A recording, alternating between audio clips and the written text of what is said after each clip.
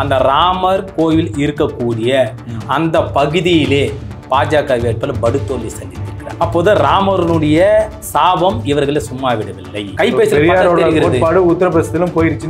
ஆமாம்,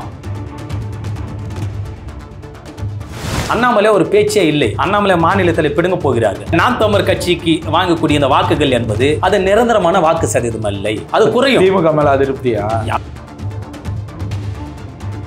இந்த 40 எம்பிக்கள் நீங்க பெற்றிருக்கீங்க, தமிழ்நாட்டுக்கு என்னென்ன வளர்ச்சியை கொடுக்க போறீங்க? இஸ்லாமியர்கள் எப்பயுமே திமுக இஸ்லாமியர் உங்களுக்கு மக்களா தெரியல, எவ்வளவு கேடுகட்ட சங்கி பார்வையா இருக்குது. விருகம்பாக்கம் காவல் நிலையத்துல தன்னுடைய மனைவி வச்சுட்டு சொல்றாரு, என்னுடைய மனைவி சொன்னாங்க, போய் உங்களுக்கு இந்த பெண்மணி தானே கிடைக்கல, வேற யாரும் கிடைக்கலையா? பாஜக அதிமுக இணைஞ்சிருவாங்க. ஆமா, விடுதலை சிறுத்தைகள் கட்சியினுடைய தலைவர் இந்த 25 ஆண்டு காலத்திலே ஆதிக்க சக்தியோடு சிக்கி சின்னாபின்னமாக ஆகி நெருப்பில் நீந்து வந்து நிதிஷ்குமார் வந்து பல்டிகுமார் பேரே இருக்கிறது. அதாவது எந்த தவறும் செய்தாலும் இந்தியா கூட்டணிக்கு வந்தா தெரிஞ்சிருவாங்க எல்லா மக்களும்.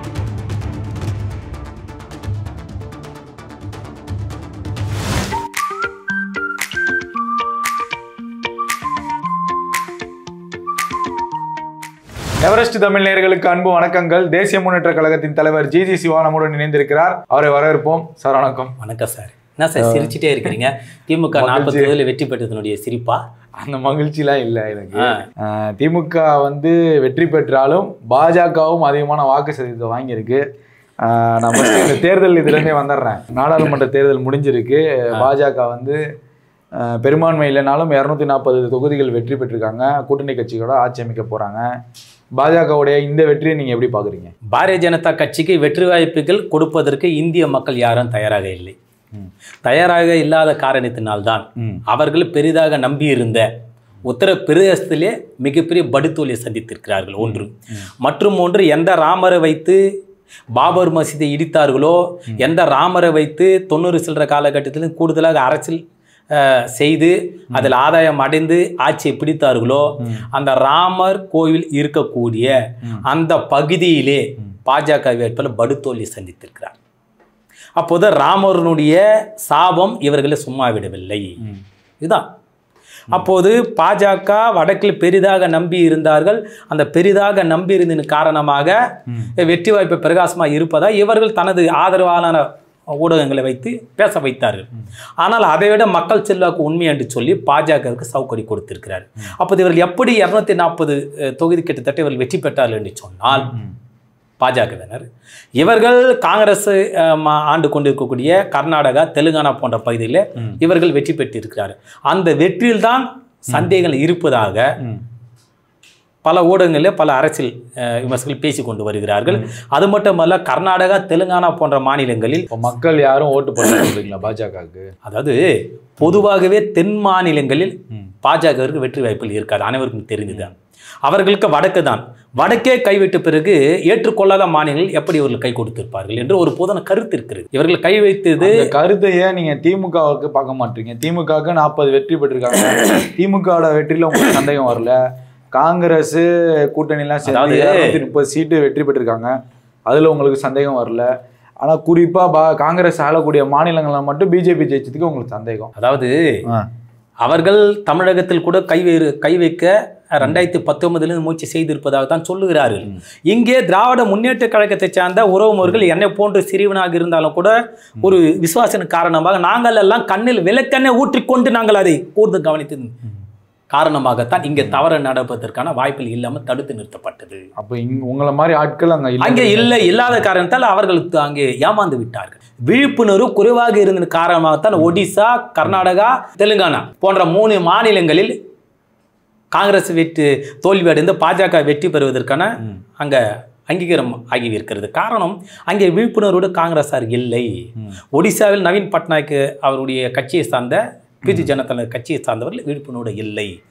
நீங்கள் நான் கேட்பது, பல்லாயிரம் கோடிகளை வசூல் செய்து அங்கே ராமர் கோவிலை கட்டினில்லை. எதற்காக?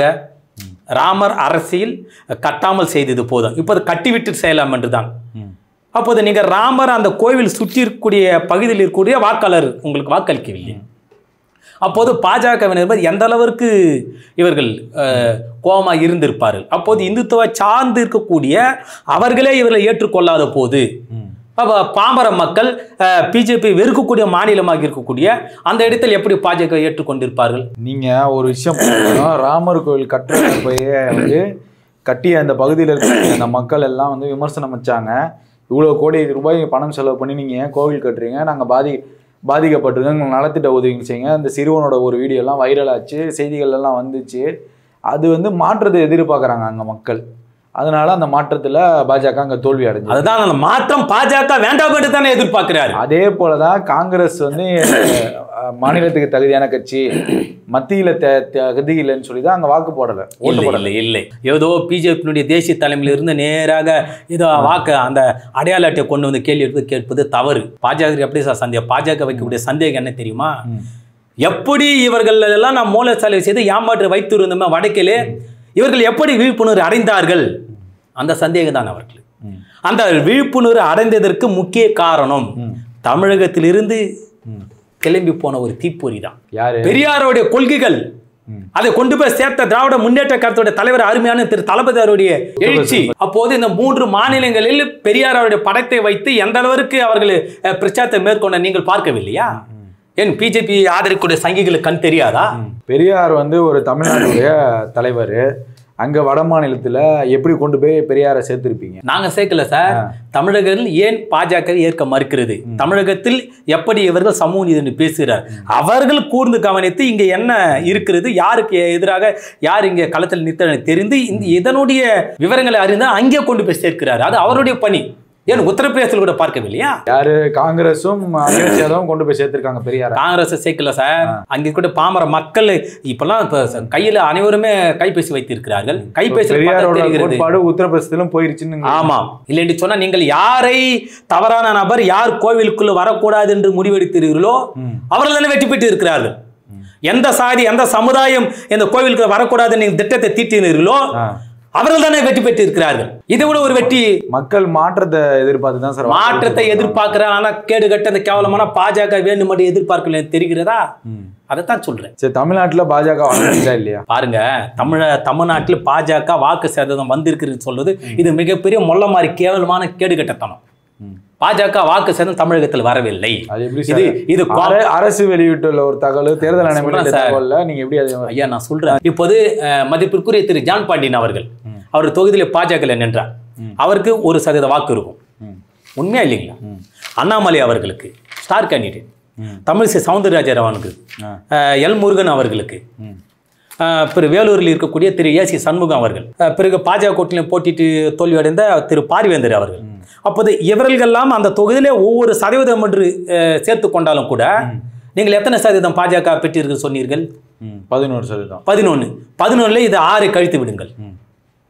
நான் சொன்ன 6% வாக்கை கழித்து விடுங்கள். இப்போ அதே வந்து நம்ம திமுக எடுத்துக்கலாமா? எடுங்க. அதே வந்து நாம் தமிழர் எடுத்துக்கலாமா? நாம் தமிழர் கட்சியில் அதிகமாக சேர்க்கிறீங்க. இல்ல, நான் சொல்ற வாக்கு சதவீதத்தை சொல்றேன். எடுங்க. அதே வந்து அதிமுக எடுத்துக்கலாமா? எடுங்க சார். அதிமுகவுக்கு அதிகமா இருக்கு தோத்தாலும், திமுக ஜெயிச்சாலும் 5% தோத்துருக்கீங்க. பாருங்க, குறைவா இருக்கு. இங்க பாருங்க, இது ஒன்றும் வெளிநாடு இல்லை. விகிதாச்சாரம் அடிப்படையில தான் வாக்குகளை வைத்து அங்கே எண்ணிக்கையில உறுப்பினர் தேர்வு செய்ய. அது வெளிநாட்டில். இங்கே இந்தியாவை பொறுத்த வரைக்கும் ஒரே ஒரு வாக்கில் தோற்றால் கூட நீங்கள் தோற்றது தான். அப்போது தமிழகத்தில் வெற்றி யாருக்கு கிடைத்திருக்கிறது? மக்கள் வந்து இப்ப 11 லட்சம் வாக்குகள் போட்டிருக்காங்க. மக்கள் முட்டாளா? நீங்க இந்தியா முழுவதும் இந்த மக்களுக்கு எத்தனை நல்ல திட்டங்களை கொடுத்தாலும் கூட ஒரு சாராறு என்பது நிச்சயமாக யாருக்கோ மாற்றி அமைக்கலாம், ஏதோ ஒரு மனநிலை செல்வார்கள். அது போன்று மனநிலையில் சென்று தான் வாக்கு குறைந்திருக்குது ஒழிய. ஆனால் 40 தொகுதிகளிலும் புதுச்சேரி சேர்த்து வெற்றிக்கனை யாரு கையில் கொடுத்திருக்கிறார்? திமுக தலைமையில் கூட்டணி தானே கொடுத்திருக்கிறார். இதை மறுக்க முடியுமா? இல்லது நாங்கள் அதிமுக வாக்கு செய்து கொஞ்சம் கூடுதலாக பெற்று இருக்கிறோம், பாஜக வாக்கு செய்து கூடுதலாக பெற்று இருக்கிறோம், உன்னால் நாடாளுமன்ற வளர்ச்சி செல்ல முடியுமா? உறுப்பினராக வெளியே தானே நிற்க வேண்டும். உள்ளே சென்று மக்களுக்காக குரல் கொடுக்கிற இடத்துல மக்கள் யாருக்கு அந்த அங்கீகாரத்தை கொடுத்திருக்கிறார்கள்? திமுக அந்த கூட்டணிக்கு தானே. அப்ப வெற்றிக்கு வாருங்கள் சார்.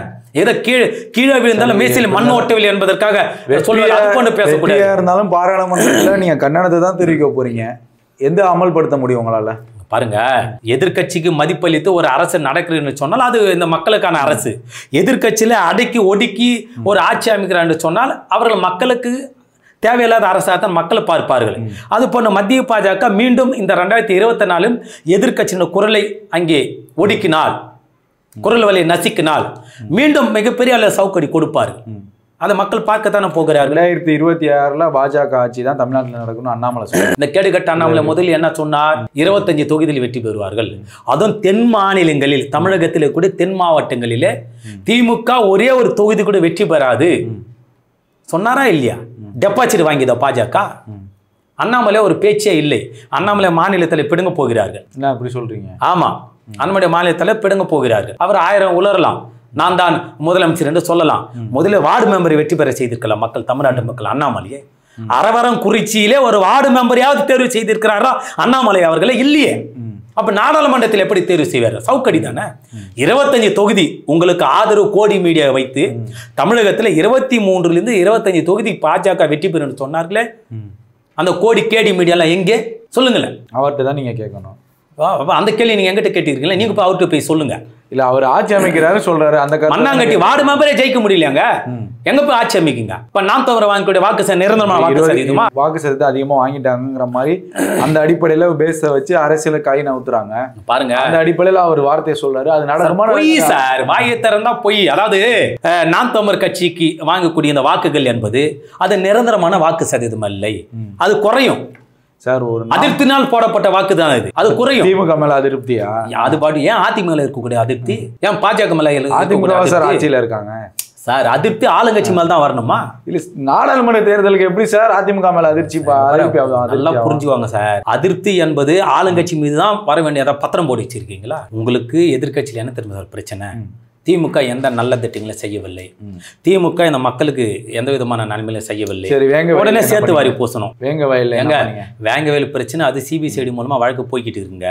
அதாவது நீங்க சென்ற ஆட்சிக்கு என்ன பண்ண போறீங்க? நீட் தேர்வுக்கு இன்று காலையில் கூட முதலமைச்சருக்கு மிகப்பெரிய கண்ணன் தெரிவிக்கிறார். நீட் தேர்வு தேர்வு இல்லை, கண்ணனை தான் சார் செய்றீங்க. என்ன செய்ய போறீங்க? இங்க பாருங்க, நான் சொல்றேன், எதிர்கட்சிகளை பாமர மக்களை ஒடுக்கக்கூடிய அரசாங்கம் மத்திய பாஜக அரசு இருந்தா என்ன செய்ய முடியும்? நீதிதான் நாடு. அதெல்லாம் விட்டுருங்க. நீங்க வந்து கஸ்டோடியல் டெத்தை பத்தி திமுக வந்து ஒரு பிரச்சாரங்கள் பண்ணிட்டு இருந்துச்சு. இப்ப திமுக ஆட்சியில 200க்கும் மேற்பட்ட கஸ்டோடியல் டெத் இருக்கு. அதை பத்தி என்ன பேசுறீங்க? 200 எல்லாம் பொய்யா பொருட்டா பேசாதீங்க. எது 200? எந்த புள்ளி விவரம் சார்? என்ன புள்ளி விவரம்? முக்கியமான செய்தி நிறுவனங்கள் வந்திருக்கு, அரசு தரப்புல வெளியிடப்பட்ட சொல்லுங்க. அந்த கேடுகட்ட செய்தி 200 கஸ்டோடியல் டெத் நீங்க சொல்லக்கூடிய உங்களுக்கு ஆதரவான செய்தி நிறுவனம் தான் தமிழ்நாட்டுல பாஜக 25 தொகுதி ஜெயிக்கும்னு சொன்னாங்க. அவர் சொல்லக்கூடிய கருத்துக்கு என்பது பொய்யும் பொருட்டு. ஆகவே அவர்கள் சொல்லக்கூடிய புள்ளி விவரத்தை மக்கள் சவுக்கடி கொடுத்து இருக்கிறார்கள். ஆகவே அந்த செய்தி நிறுவனம் சொல்லக்கூடிய உங்களுக்கு ஆதரவு நிறுவனம் சொல்லக்கூடிய பேச்செல்லாம் நம்பி இங்க அரசு மீது சேட்டு வாரி பூசாதீர்கள். ஆகவே எங்கே நடக்கலன்னு ஒத்துக்கிறீங்க? நடக்கலன்னு சொல்றீங்களா சார்? எந்த இடத்தில் நடந்தாலும் யார் ஆட்சி நடந்தாலும் தவறுதான். ஆகவே இந்த ஆட்சியில் எங்கேயோ ஒரு சில காவல்துறையினுடைய மெத்தன போக்கின் காரணமாக அந்த தவறு நடந்திருந்தால் அது தவறுதான். ஆனால் அவர் அந்த காவலர் மீது தமிழ்நாடு அரசும் தமிழ்நாடு காவல்துறை தலைமையும் நடவடிக்கை எடுத்திருக்கிறது. நடந்திருக்கா? உங்களை போன்று திட்டமிட்டு அப்பா பொதுமக்கள் மீது சுட்டு சாவடிக்கவில்லையே. நடந்திருக்கா? சென்ற ஆட்சியில் நீங்கள் செய்தீர்களே. நடந்திருக்கா? சென்ற ஆட்சியில செய்தீர்களே, திட்டமிட்டு பட்டம் பகலிலே குழந்தைகள் கூட ஆட்சியில நடந்திருக்கா? 200 என்பது அப்பட்டமான பொய். சரி, அதுதான் கேட்கிறேன். நடந்திருக்கா நடக்கல? அங்கொன்று இங்குமா நடந்திருக்கிறது. அதற்கு தமிழ்நாடு அரசும் அதே காவல்துறை சேர்ந்த தலைமையில் இருக்கக்கூடிய சட்டம் ஒழுங்கு டிஜிபி அனைவரும் நடவடிக்கை எடுத்திருக்கிறார்கள். இனி வரும் காலம் அது நடக்காதவன் அங்கே அவர்கள் அதற்கான ஆய்வுகளை மேற்கொண்டு இருக்கிறார்கள், அறிவுரை கொடுத்து இருக்கிறார்கள். இதை வைத்துக்கொண்டு ஒட்டுமொத்த தமிழ்நாடு அரசு மீது குறை சொல்லி இந்த அரசு சரியா நடவடிக்கை எடுக்கவில்லை, அரசு தவறாக இயங்கவில்லைன்னு சொல்ல வரீங்க. அதானே? இயங்கவில்லை நான் சொல்லவே இல்லையே. இதுக்கு என்ன சுத்தி வரை நல்லா தெரியுதுல்ல. இதுதான் RSS பாஜக நிலைப்பாடு. அவர்கள் அப்படிதான் அப்படியே ஒரு யூட்டர்ன் அடிப்பார்கள். இந்த 40 எம்பிக்கள் நீங்க பெற்றிருக்கீங்க, தமிழ்நாட்டுக்கு என்னென்ன வளர்ச்சியை கொடுக்க போறீங்க? நிச்சயமாக கொடுப்போம். மிகப்பெரிய அளவில் நாடாளுமன்ற ஸ்தம்பிக்கூடிய வகையிலே இந்த தமிழ்நாட்டுடைய நலனுக்காக மட்டுமல்ல, ஒட்டுமொத்த இந்திய நலனுக்காக மத்திய பாஜக அரசு 10 ஆண்டுகளை செய்த துரோக செயலை மீண்டும் இந்த ஆட்சியில செய்தால் நிச்சயமாக எங்களுடைய அரசியல் வியூகம், நாடாளுமன்றத்தை முடுக்கக்கூடிய வியூகம் வேறு வகையில் இருக்கும். அதற்கு முத்தாய்ப்பாக முதல் இடத்திலே திராவிட முன்னேற்ற கழகத்தை கூட்டணியில் இருப்பவர் அனைவரும் தமிழ்நாட்டுடைய 40 உறுப்பினரும் இருப்பார்கள். வெறும் 5% பாஜகவை வளர்க்கிறது திமுகன்னு சொல்லி விமர்சனம் வருது. அப்படியே அண்ணாமலை அங்க கோயம்புத்தூர்ல இதே வாய் என்ன சொன்னாங்க? வேணும்னே திட்டமிட்டு கோவையில் திமுக வந்து டம்மி வேட்பாளர் போட்டு இருக்கிறாங்க அண்ணாமலைக்கு ஆதரவு சொன்னாங்களா இல்லையா? அண்ணாமலை வெற்றி பெற்றாரா? இல்லை அண்ணாமலை சார்ந்து இருக்கக்கூடிய மற்ற வேட்பாளர் தமிழகத்தில் வெற்றி பெற்றார்களா? பாஜகவை ஒரே ஒரு இடத்தில் கூட வெற்றி பெற முடியாத இடத்தில் வைத்தது திமுக. இதை மறுக்க முடியுமா? 2019 ஆட்சியில் நாங்களா இருந்தோம், அதிமுக தானே இருந்தாங்க. ஒரு தொகுதி வெற்றி பெற செய்தீங்களே. இப்போ திமுக ஆளுங்கட்சி இருக்கு தமிழகத்தில், வெற்றி பெற செய்தோமா? 40 தொகுதிகளில் உங்களால் வெற்றி பெற முடியாத இடத்தில் நாங்கள் தள்ளி இருக்கிறோம். பாஜக ஆதரவாக செயல்படுவது அதிமுக, அவர்களுக்கு பின்னால் ஒளிந்து கொண்டு அரசியல் செய்து கொண்டிருப்பது நாத்தாக்கா, அதாவது சீமான் கட்சி. அவர்களை கேட்கவங்களும் வாய் வரல. 40 தொகுதியில ஓட விட்டு திமுக சார்ந்தவர்கள் பாஜகவை. சீமானுடைய சின்னம் முடக்கப்பட்டு புது சின்னம் வாங்கி அந்த சீமான் சின்னத்தை ஒரு மண்ணாகட்டே முடக்கலங்க. சீமான் ஒரு மாச காலத்துல இவர் வேணும்னு வாக்கு சதவீதம் ரினியூ பண்ணலங்க. நீங்க ஒரு அரசியல் இருந்து பாராட்டுங்க, என்ன பார்க்க கூடாது. ஒரு மாசம் ஒரு பொய்யும் பேசக்கூடிய கட்சிக்கு வாக்கு சதவீதம் மக்கள் விழிப்புணர்வு இல்லாம ஒரு சாரார இளைஞர் விழிப்புணர்வு வாக்களித்ததுச்சு நான் பாராட்டணுமா? Sir 8% sir. அதுதாங்க, அது நிரந்தரமான வாக்கு சதவீதம் இல்லை. என்னுடைய கருத்து இல்ல, அரசியல் களத்தில் கூட மூத்த அரசியல் தலைவர்லாம் தொடர்ந்து பேசி வராங்கல்ல. இளைஞர்கள் ஓட்டு போட்டவங்க முட்டாளா? முட்டாள் நான் சொல்லவே இல்லை. இளைஞர்களை தவறான பொய்யும் பொருட்டு பேச்சு தவறான பாதை கொண்டு போய் சேர்த்திருப்பது விளைவுதான் இது. என்ன தவறான பாதையில என்ன உண்மை பேசுறா சீமான்? இது இது எலெக்ஷன் சார், தேர்தல் அடிப்படைக்குள்ள வாங்க. நீங்க தேர்தல் அரசியலுக்குள்ள வாங்க. நீங்க வேற ஏதோ சித்தாந்தத்துக்குள்ள போறீங்க. தேர்தல் அரசியலுக்குள்ள வாங்க. 8% வாக்குகள் ஒரு கட்சி வாங்கியிருக்கு. எதிர்கட்சியா வாக்கு சதவீதம் இல்ல. எதிர்கட்சியா இருந்தாலும் வாழ்த்துல ஒரு மரபான்மைக்கும் மரபுக்கும் நீங்க வரணும். பாருங்க, நான் வாழ்த்துருங்க.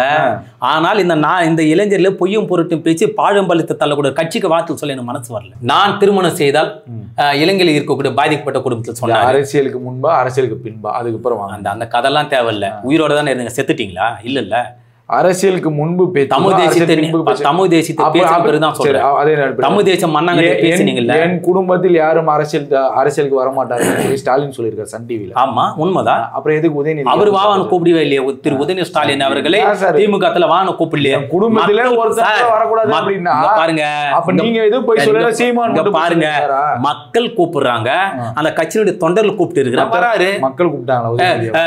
தளபதி அவர்களை கையை பிடித்த வாகனம் அவர் அழிச்சாரா? உதயநிதி மக்கள் அழைச்சாங்களா? ஆமா, எப்ப அழைச்சாங்க? அழைக்காதான் சார் மக்கள் வாக்கு அவருக்கு பெருவாரியான வாக்கு வித்தியாசத்தில் வெற்றி பெற செய்தாங்க. சார் சேப்பாக்கத்துல இஸ்லாமியர்கள் அதிகமா இருக்க தொகுதி. இஸ்லாமியர்கள் எப்பயுமே திமுக.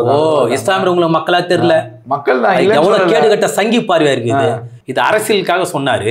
ஆனா தொண்டர்களை வாங்கன்னு கூப்பிட்டாங்க. அவர் தொண்டர்களை மதிப்பு கொடுத்து வந்திருக்கிற திரு உதயநிதி ஸ்டாலின் அவர்கள். சீமானோட தனிமனித ஒழுக்கமே இல்லையே. பெண்களுக்கு ஆரம்பத்துல இருந்து எந்த ஒழுங்கு எந்த விதமான இடத்துல மதிப்பை கொடுக்கலையே. பெண்களுக்கு கொடுக்க லட்சணத்தை சொல்கிறேன். நாங்கள் 40 தொகுதியில் 20 தொகுதிக்கு நாங்கள் பெண்களுக்கு மதிப்பு கொடுத்துருக்கோம் சொல்லுவாங்க சீமான் கட்சியில். விருகம்பாக்கம் காவல் நிலையத்தில் தன்னுடைய மனைவி வச்சுட்டு சொல்கிறாரு, என்னுடைய மனைவி சொன்னாங்க, போய் உங்களுக்கு இந்த பெண்மணி தானே கிடைக்கல, வேறு யாரும் கிடைக்கலையா? இப்போ வேறு யாரும் பெண்மணின்னு எங்கன்னா போகலாம் நான் மனைவி சொல்கிறதா சீமானே சொல்கிறாரு. இது ஒரு கேவலமாக தெரியலையா? இதுதான் பெண்களுக்கு கொடுக்குற மரியாதையா? என்ன சொன்னார் சீமான்? என் மனைவி சொன்னா என்கிட்ட, போய் இவ தான் நான் கிடைச்சா, உங்களுக்கு வேறு யாரும் கிடைக்கலையா? இவ்வளவு சிரமத்துக்கு மத்தியில இவ்வளவு வாக்கு என்ன மனஅடி சிரமம் அவருக்கு? பொய் பேச ஒரு சிரமமா? சின்ன இல்ல, பொய் பேச ஒரு சிரமமா? எங்க ஒரு போராட்ட காலத்துல பண்ணி எத்தனை லட்சம் பேர் சிறைக்கு போயிருக்கிற, எத்தனை லட்சம் பேர் குணத்தடுப்பு சட்டத்துல இந்த மக்களை போராடி கொடுமை அனுப்பி ஒரு மண்ணாங்க வெறும் ஆன்லைன்ல பேசிக்கிட்டு பொய்யும் பொருட்டு பேசுறது அவங்க வேலை. எவனாவது இந்த சீமான் கட்சியில இருக்க பெரிய அளவில் போராட்டம் பண்ணி சிறை கொடுமை எங்காவது அனுப்பிச்சிடலாம் பெரிய அளவில். இந்த மக்களை எவனா போராடி உயிர் நிறுத்துறாரு ஒரு மண்ணாகட்டையும் கிடையாது. செத்த எவனோ ஒருத்த தெரியாம செத்துறாரு, அவங்க குடும்பத்தில் போயிட்டு அதை வச்சு வசூல் பண்ணி சாப்பிட்றது. முத்துக்குமரன் குடும்பத்தில் அவங்க அம்மா கிட்ட பேசியிருக்கிறீங்களா? அவங்க அம்மா ரத்த கண்ணீர் வடிக்கிறாங்க, வசூல் பண்ணி சாப்பிட்டதோட கடைசி ஒண்ணுங்க. இதுதான் உண்மை. அங்க ஆன்லைன்ல அரசியல் பண்ணி மக்களை ஏமாத்துறீங்க. உங்களோட வாதத்துல 2026ல பாஜக வராது. 2026 மீண்டும் திராவிட முன்னேற்ற கழகத்தினுடைய தலைமை கூட்டணி தான் மாபெரும் வெற்றி கனியா சட்டமன்ற பொதுத்தேர்தலில் வெற்றி பெறும். அதே 2020 எதிர்கட்சிக்கு அதிமுக தான் வரும். இதுதான் தமிழக அரசுடைய நிலைப்பாடு. அப்ப விஜய் நாம் அவெல்லாம் வாக்குகளை பிரித்து தனக்கான வாக்கு சதவீதத்தை காட்டுவார்கள் ஒழிய இங்க எதிர்கட்சி அந்த இடத்துல யாரும் வர மாட்டார். எதிர்கட்சி அதிமுக தான் 2027 வரும், ஆளுங்கட்சி திமுக தான் வரும். எழுதி வச்சுக்கோங்க. நான் 2024 நாடாளுமன்ற தேர்தலுக்கு 2024 நான் மிகப்பெரிய பேரினை நடத்திருக்கிற முன்னணி பத்திரிகை நிறுவனம் வந்துட்டு அதெல்லாம் உங்களுக்கு தெரியும். நான் உங்களுடைய பேட்டில் பலமுறை சத்தி வச்சுட்டு போயிருக்கிறேன். திமுக தலைமையில கூட்டணி மாபெரும் வெற்றி பெறும் ஆளுங்கட்சியாக, எதிர்கட்சியாக அதிமுக வரும். மீதமெல்லாம் வாக்கு சதவீதம் காட்டக்கூடிய கட்சியாக தான் இருக்கு தமிழகம். இப்போ பாஜக மாநில தலைவர் மாற்ற போறாங்கன்னு சொன்னாங்க. ஆமா, அடுத்து யாரு இருப்பாங்கன்னு நினைக்கிறீங்க நீங்க? யாரு வந்தாலும் நமக்கு என்ன சார்? இல்ல திமுக ஏன்னா அவங்க யாரு வந்தாலும் கட்சியா செயல்பட போறதில்ல, மதமா செயல்பட போறாங்க, இஸ்லாமியருக்கு எதிராக செயல்பட போறாங்க, கிறிஸ்துவ மக்களுக்கு எதிராக செயல்படுவாங்க. பாஜக அந்த தலைவர் பத்தி யாரு வந்தா நமக்கு? பிரதமர் நீங்க என்ன சொல்லியிருக்காருன்னா அனைத்து மக்களுக்கும் சமமான ஆட்சி. இதான் அவர் 2014 இருந்து சொல்லி இருக்கிறாரு. இருந்துட்டாரா அனைவருக்கும் சமமா? அது நீங்க தான் சொல்லணும். நீங்க சொல்லுங்க, நீங்க மனசாட்சி கை தொட்டு சொல்லுங்க. 2014 சொன்னாரு, இருந்துட்டாரு அனைத்து மக்கள். என்னோட பார்வையில இல்ல, உங்களுடைய பார்வை மட்டும், எல்லாருடைய பார்வையும் அதுதான். அவர் இல்ல, அதேதான் திரும்ப ஆட்சியமாக இருக்கிறாரு. இதை நாங்களா தயாரா மக்கள் தயாரா இருப்பாங்களா? அண்ணாமலை வந்து ஒரு பேட்டி கொடுக்குறாரு, அதிமுக தோத்ததுக்கு வந்து எஸ்டிபிஐங்கிற ஒரு இஸ்லாமிய கட்சி தான் காரணம் அப்படிங்கிற மாதிரி சொல்றாரு. இரண்டாவது வந்து இவருக்கு மேலேயும் நிறைய விமர்சனங்கள் பாஜக இருக்கு. போற போக்கில் வந்து எஸ்பி வேலுமணிக்கு எடப்பாடிக்கும் பிரச்சனையை மூட்டி விட்டு உட்கட்சி பூசல்னு சொல்லிட்டு இந்த ரெண்டு விஷயத்தை எப்படி பார்க்க? நான் சொல்றது, அதிமுகனுடைய வாயாலே தனது இரட்டை நாடகத்தை ஒப்புக்கொண்டு இருக்கிறார். எப்படி நான் சொல்றேன்னா, இஸ்லாமியர்களுக்கு அதிமுக மிகப்பெரிய நன்மையை பயக்கும், நாங்கள் பாதுகாப்பாக இருப்போம், சிஎஸ் சட்டில் ஆதரிச்சு இருக்கு, இல்லை மோடி எங்களுக்கு வாக்குறுதி கொடுத்தாரு, ஆனால் மீறி இருந்தால் கட்சி விட்டு வெளியில் வந்தோம், பாஜக எங்களை ஒட்டு உறவு இல்லைன்னு சொல்லியிருக்கிறாங்க. இது உண்மையாக இருந்தால் ஏன் நேற்றுலேருந்து அதிமுக சார்ந்தவர்கள் அனைவரும் முக்கிய மாநில பொறுப்பாளர்கள் எதற்காக நாங்கள் அண்ணாமலை எங்களுக்கும் பாஜக எந்த பிரச்சனையும் இல்லை, அண்ணாமலையினால் தான் நான் கூட்டிட்டு வெளியேறணும், அண்ணாமலையுடைய பேச்சில் தவறாக இருந்தாலும் வெளியேறணும் சொல்லியிருக்கிறாங்க. அப்போது அண்ணாமலையுடைய பேச்சு நேர்மையாக இருந்தால் நீங்கள் பிஜேபியில் வெளியேறது நீங்கள் உங்கள் மனசு இடம் கொடுக்கல, கரெக்டாக? இப்போ ரெட்டை பேச்சு யாருடைய பேச்சு? அதிமுக. இதுதான் நாங்கள் திமுக சார்ந்தோம் நாங்களாம் சொன்ன தேர்தலுக்கு முன்னாடி. இவங்க வாக்கு வங்கிக்காக, இவங்க தேர்தலுக்காக தான் பிரிஞ்சு இருக்குதா நாடகம் அதிமுக கையில் எடுக்குது. ஆனால் அவங்க பாஜக அதிமுக எப்பவும் ஒன்றா தான் இருப்பாங்க. நான் சொன்னேன் இல்லையா, திமுக சொல்லியிருக்கிறாங்க இல்லையா. இப்போ நேற்றிலிருந்து அதிமுகனுடைய முன்னணி பொறுப்பாளர், மூத்த பொறுப்பாளர்கள், நாங்கள் பாஜக அதிமுக நாங்கள் ஒன்றா தான் இருந்தோம், அண்ணாமலை பேச்சின் காரணமாக நாங்கள் விலகணும்னு சொல்கிறாங்க. அப்போ அண்ணாமலை பேச்சு உங்களை விமர்சனம் வச்சா தான் விலகி இருக்கிறீங்க, இஸ்லாமிய பாதுகாப்பு நீங்கள் விலகலை, கரெக்டா? இந்துத்துவ கொள்கை பாஜக கடைப்பிடிது, அதனால நாங்கள் விலகிறோம் நீங்கள் சொல்லலை, கரெக்டா? இப்போ எல்லாம் உண்மை வெளியே வந்துருச்சா? இதுதானே இவங்க அதிமுக வெற்றி பெற்று இருந்தால் நாடாளுமன்ற தேர்தலில் இவங்க பாஜகவோட தான் போவாங்கன்னு திமுக விமர்சனம் வச்சுது. இல்லை என்ன தப்பு இருக்கு? இப்போ அதிமுக வாய்த்திறன் சொல்றாங்கல்ல, எங்களுக்கும் பாஜக எந்த பிரச்சனையும் இல்லை, அண்ணாமலை தான் பிரச்சனை, அவனா தான் கூட்டு நான் உடைஞ்சோம், இல்லை நான் ஒன்றா தான் இருந்திருப்போம் சொல்றாங்களா இல்லைங்களா? வேலுமணி சார் சொல்றாரு, உதயகுமார் சார் சொல்றாரு, அந்த பக்கம் கேபி முன்சாமி சார் சொல்றாரு, எல்லாருமே சொல்றாங்கல்ல, தமிழிசை கூட அதை ஒத்துக்கிட்டாங்க சொல்றாங்கல்ல. அப்போ இந்த பாஜக அதிமுக நாடகம் என்பது தேர்தலுக்காக தெரிஞ்சு போச்சு இல்ல. இதனால இன்னும் இணைஞ்சிருவாங்களா சார்? இப்போ இவங்க என்ன பேசிட்டு 2 நாள் என்ன சார் பேசுறாங்க? இல்ல அதுதான் பேசுறாங்க, இணைஞ்சிருவாங்களான்னு வேற வழி இல்லை. அதான் அப்பட்டமா ஒத்துக்கிறாங்களே, பாஜக அதிமுக எந்த குழப்பம் இல்லை, எந்த பிரச்சனை இல்லை, எங்களுக்கு அவங்களுக்கு எந்த முரண்பாடு இல்லை, அண்ணாமலையால் மட்டும்தான் முரண்பாடா இருந்தது, கூட்டணி பிரிவு அவர் தான் காரணம். அண்ணாமலையை வந்து தலைவர் பதிலிருந்து நீக்கிட்டாங்க அப்படின்னா பாஜகவும் ஒரு அவர் ஆளுநர் எங்கன்னா துரத்தி விடுவாங்க, இல்ல பாஜகவும் அதிமுகவும் இணைஞ்சிருவாங்க. ஆமா, இல்ல மத்திய அமைச்சர் யாராவது இணை அமைச்சரை போட்டு விடுவாங்க. ஏன்னா தமிழகத்தில் யாராவது ஒரு நபரை போடணும்.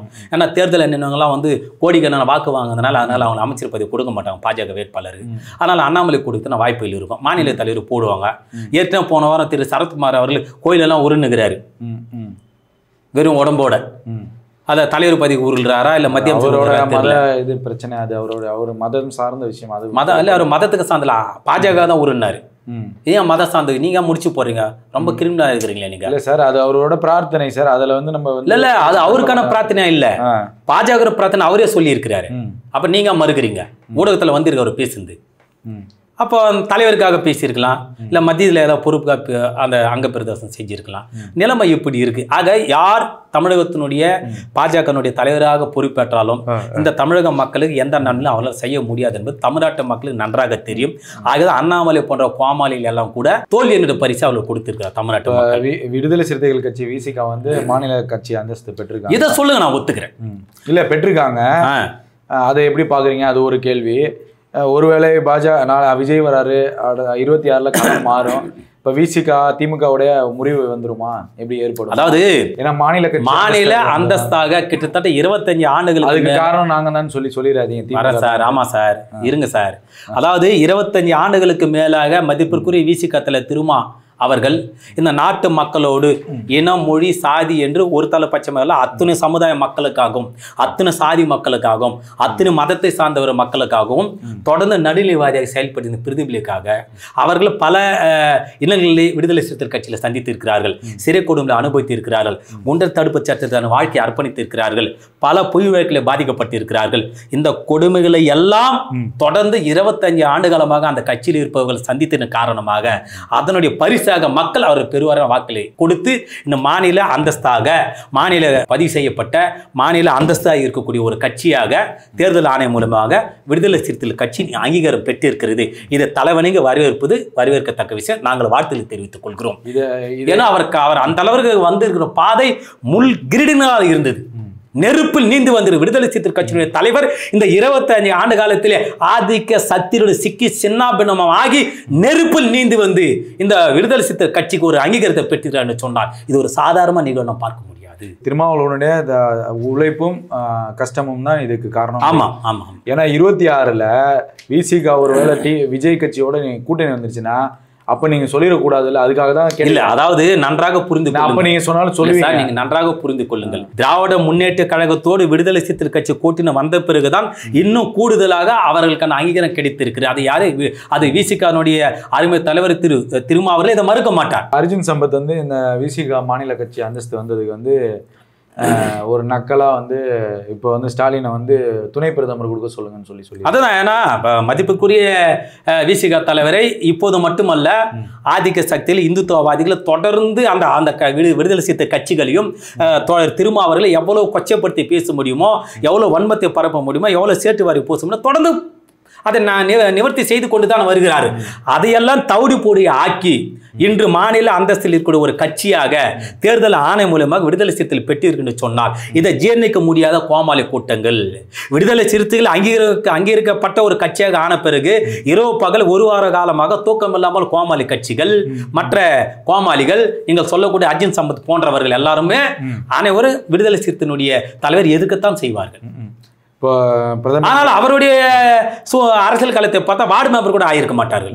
ஆனால் அவர்கள் அங்கீகரிக்கப்பட்ட ஒரு கட்சி, 2 நாடாளுமன்றம் 4 சட்டமன்றம் என்று அங்கீகரிக்கப்பட்ட ஒரு கட்சியை இவர் கேலிங்களை செய்யத்தானே செய்வார்கள். அதுதான் அவர்கள் அஜெண்டா இந்துத்துவவாதிகளுக்கு. சந்திரபாபு நாயுடு நிதிஷ்குமாரோட கூட்டணியில் பெரும்பான்மை இல்லைனாலே இவங்களெல்லாம் அட்ஜஸ்ட் பண்ணி வச்சு ஒரு ஆட்சி அமைக்க போறாங்க.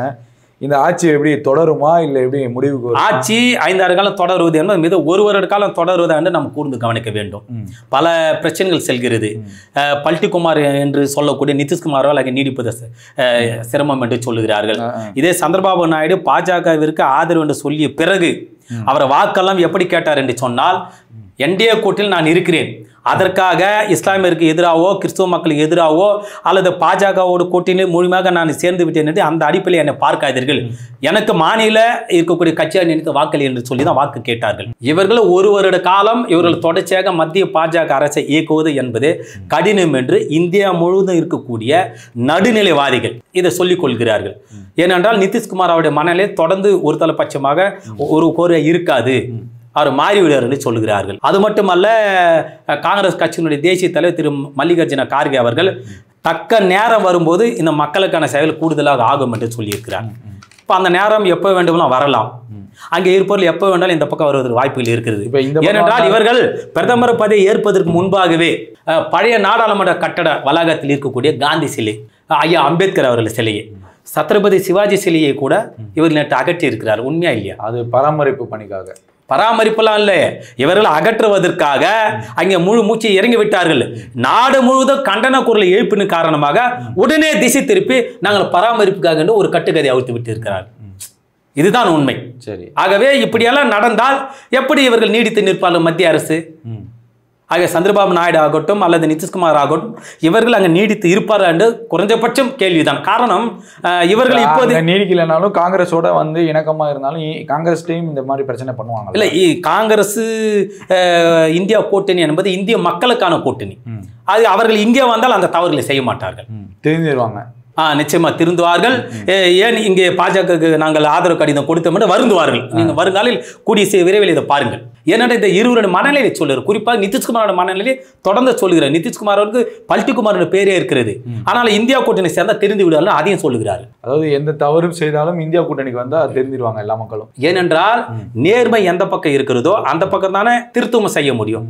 அதை வைத்தான் சொல்லுகிறேன். பார்ப்போம், பாஜகவுடைய ஆட்சி 5 வருஷம் நிலைச்சிருக்கா, 26ல் திமுக ஆட்சிக்கு வருதா, இந்த மாதிரி பல்வேறு விஷயங்கள் இருக்குது, பொறுத்துன்னு தான் பார்க்கணும். இவ்வளோ நேரம் பல்வேறு கேள்விகளுக்கு பதிலளித்ததற்கு நவரேஷ் தமிழ் சார்பாக நன்றி தெரிவித்துக் கொள்கிறேன். நன்றி சார்.